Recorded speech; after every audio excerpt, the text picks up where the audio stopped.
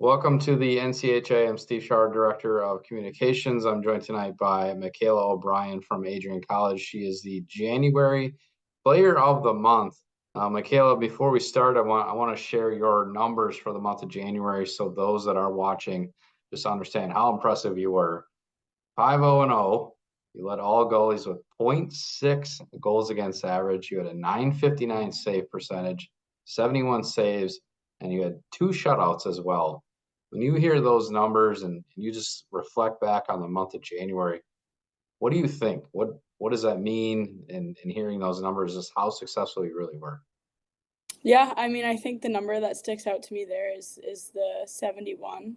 That's obviously a low number. And I think across 5 games, that's give or take, 12 shots a game? It's not very high, but anyway, yeah. Yeah.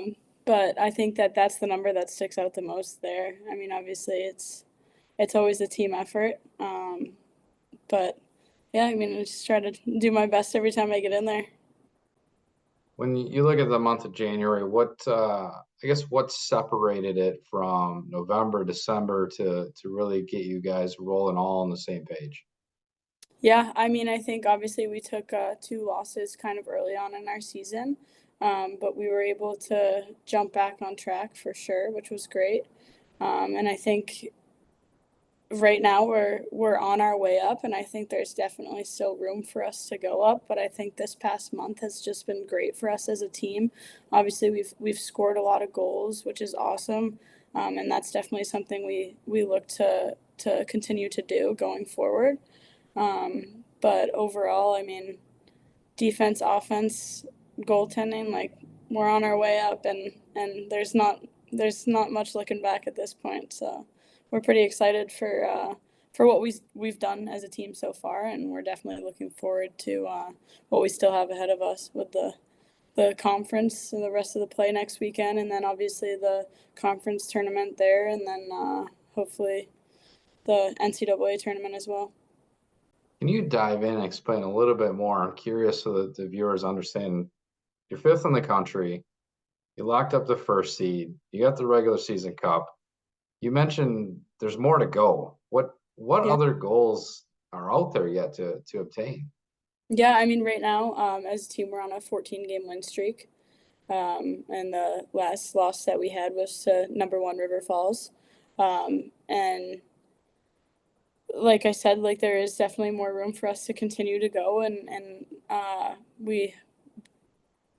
I think the lucky number is about 23, potentially 24 for the streak. So if we can continue that, at the end of the day, the ultimate goal is the national championship. And as a team, we definitely have our eyes set on that. And like you said, like being number 5 right now, it puts us in a good position. I think we've definitely done well for ourselves in regular season to put us in a better position, hopefully. But obviously, the first goal is our conference championship to give us that bid to NCAAs. Sometimes when I talk to the student athletes, you talk about wins and losses and records and rankings, and some say I want nothing to do with it. I don't look at it. It sounds like you, particularly as an individual, maybe the team, that's not the case. You talked about 14 in a row, the all-time win streak. Is that the case? You guys are aware of what's happening? Yeah, I mean, we're definitely aware. And I mean, personally, myself, I'm a numbers girl. I was a finance undergrad major. I'm getting my MBA at Adrian right now. So that's, and I think too, as a goalie, I think we're definitely a little bit more number oriented as a position. But I think, like you said, like we as a team, we know what's happening for us right now, but I think we also know where we can get to and what hopefully potentially can happen in the future as well. So Talk about the month of January. Last weekend, you locked up the Crown Schnabel Cup, the regular season, the number 1 seed. How important was that? You being the first season at Adrian, being a part of that, but just for some of your teammates who've been a part of the 3 in a row. Yeah. I mean, obviously that's a great thing, and I've said it before, but it's a winning culture here, and it was definitely something to come into that was unbelievable to come into. Obviously, I came from Endicott, great program, and we had a couple conference championships under our belt there as well. Unfortunately, we weren't able to grab it last year, but to come here and to get the regular season was pretty cool, and I think it was a very cool thing, especially for the girls that have been able to go 3 in a row. It's just it's been a great experience so far. Can you talk about that? 4 years at Endicott, you talk about finance degree. Obviously, COVID kind of messed a lot of things up, and it gave you an opportunity for an extra year. Yep. Why Adrian? Was there other options, and what really set this program apart? Yeah, I mean, I think being able to come to Adrian, I mean, I'm from Massachusetts. I grew up on the Cape. I live in Pembroke now. I went to high school in New Hampshire, not too far outside of Massachusetts. I went to Phillips Exeter. So, I mean, that was a great experience. That set me up great for college. Um, and then obviously I had a great 4 years at Endicott. But I mean, I was ready for something new, and I put myself in the transfer portal, and Coach Skelly reached out pretty quick, so I was able to get in contact with him, and with the reputation that Adrian had, I was very excited about him reaching out, and we just got talking, and it seemed like it was a good fit for myself. So. I would imagine Coach Skelly, when he saw your name in the portal and just the success you've had and what you've done so far, his eyes lit up pretty wide, knowing that you were out there looking for another opportunity.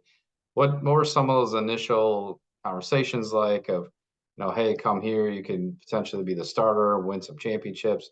What was that like in that, I guess, re-recruiting process to go through that again? Right. Yeah. I mean, obviously, I went through the recruiting process, going to college the first time around. So obviously, in terms of applying and all that kind of stuff, I was well informed already. So he didn't really have to go through any of that, but he kind of just shared some information about what the team has done in the past, what the culture was like, what the team was all about.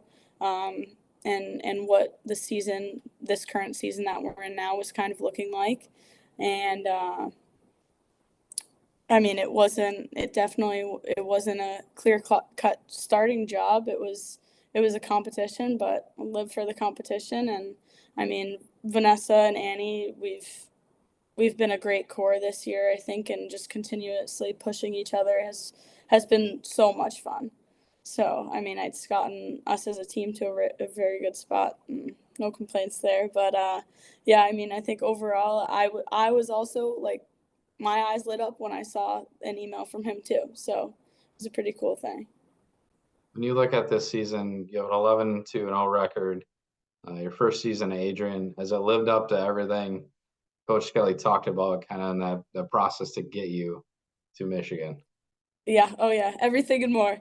I mean, the overall work ethic here is great. The team workouts that we do in the preseason, and just the way that the girls are able to push each other, and I mean that starts from the top. It comes from the coaching staff, and we get goalie coaching once a week. Like, that's something that was very drawing, um, and there's high expectations here, but um, those don't come without set, workouts, practices, goalie sessions, everything like that. And the coaches are definitely a big part of pushing pushing the girls on the team to do what they need to do to get us into the position that we're in. So I mean, it's like I said, it's been everything and more, and I'm thankful for it, and it's uh it's definitely a great decision that I made, in a good last year for myself. Can't do a sixth, but what if I could? Talk about specifically, you mentioned culture a couple times. Transfer or not transferring in, but coming in, knowing you only have 1 year left. You haven't been a part of some of these past championships as your teammates have been. What has been some of the conversations, just the team bonding to mold you in to what Adrian is, to get you caught up to speed? And obviously your numbers speak for itself, but there's the team relationship dynamic that has to kind of gel. How was that been, and what's happened in some of that realm? Yeah, I mean, on a personal standpoint, like, I coming in as a goalie, I definitely had to gain some players' trust. But like I said, with preseason stuff that we did, just overall team bonding from practices to just hanging out outside of the rink and stuff like that. Like, we're a very, very tight knit team, and it's also a small town. So, uh, hanging out with your team is pretty much what you do. But I think just like I said, like the overall culture has just been great. And me coming in too, everyone was very welcoming, which was awesome. I mean, at the beginning of the year, we went on a team camping trip. Like, what Hmm. other teams doing that? So that was pretty fun. That was a good experience. Besides camping, you took a trip to Italy. Yep. Talk about that experience. What was that like? Yeah, the Italy trip was awesome. I've never been over there before, and playing against the Italian national team was surreal. I mean, it was a great experience. The rinks were cool, and just playing against the country's team was a very cool experience.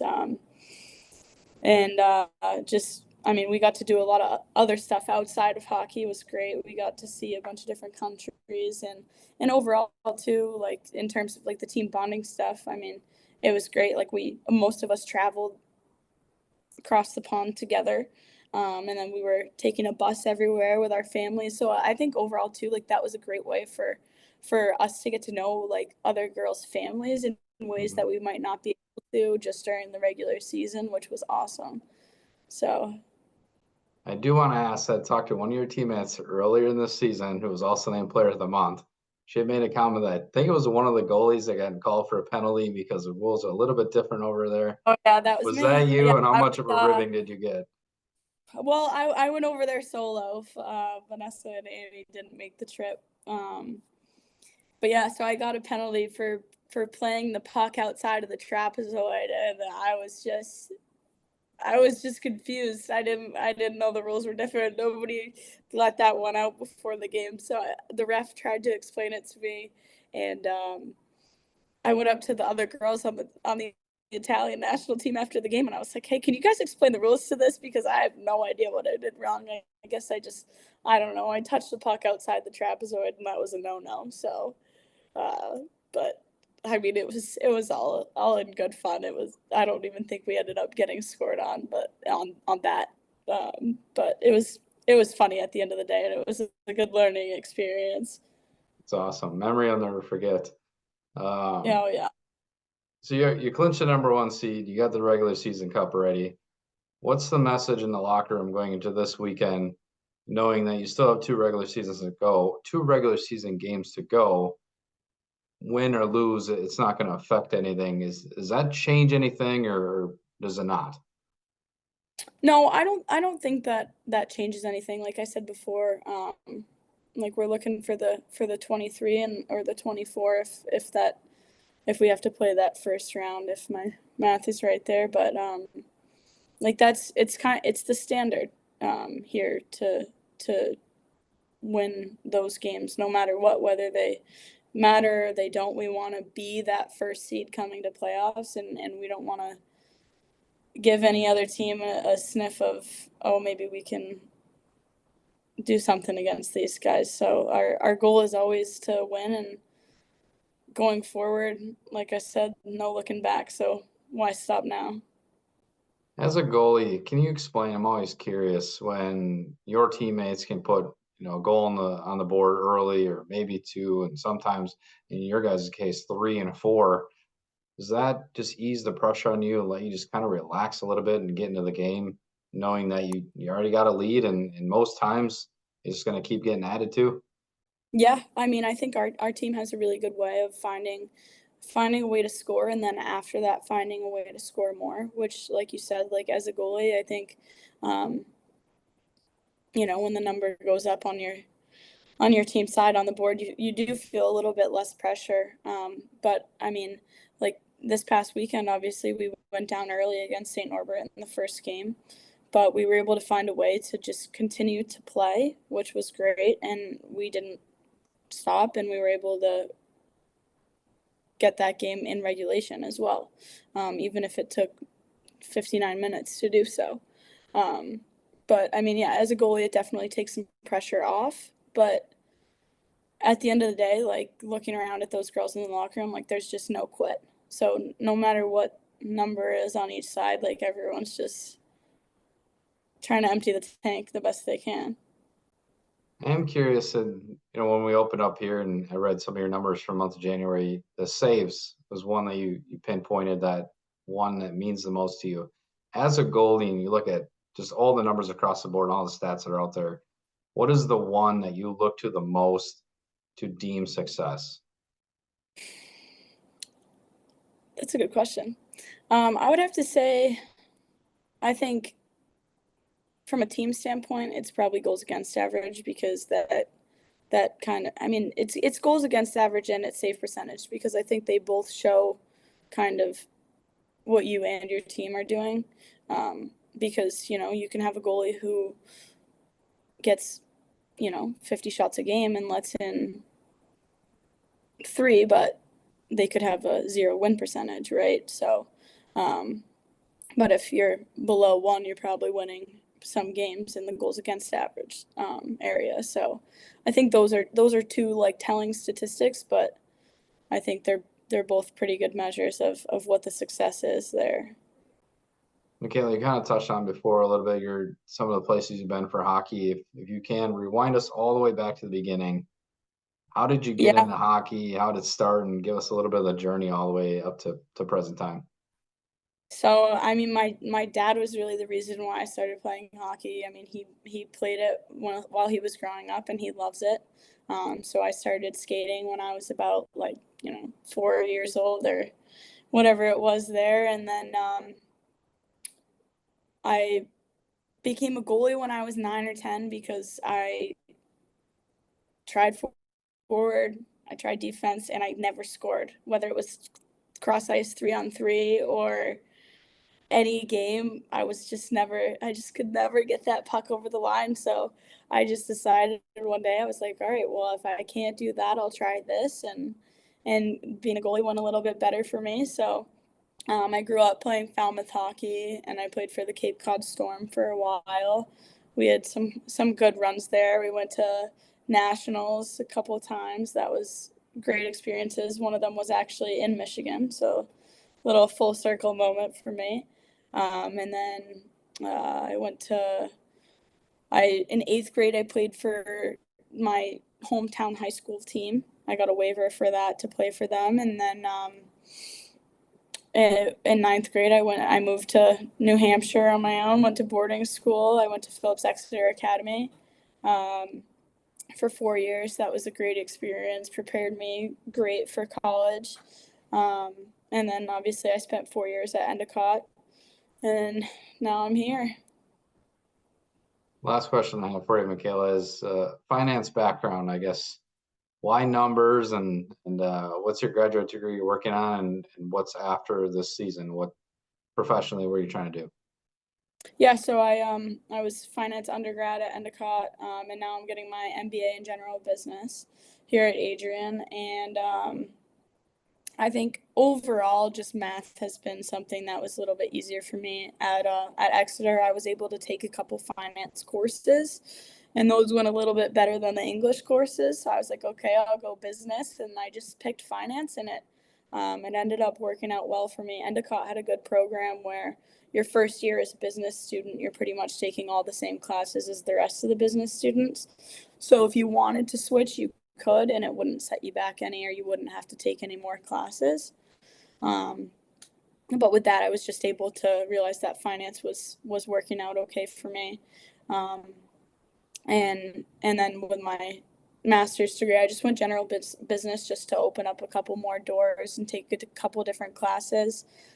They did offer like a finance MBA here, but I just went with the general one just so that I could gain a little bit more experience in other areas. And then for post college, I mean, thinking some type of sales potentially, um, potentially medical sales, or really anything at this point. But I was also able to have a semester-long internship last year at Compass Packaging Solutions, which was a great experience, and potentially I might look to go back there after I'm done here. So we'll see. I don't really have any set in stone plans, but trying to stay in college while I'm in college for right now.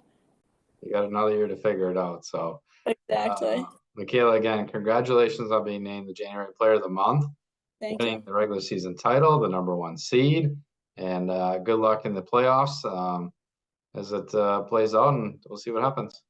Thank you. I appreciate it.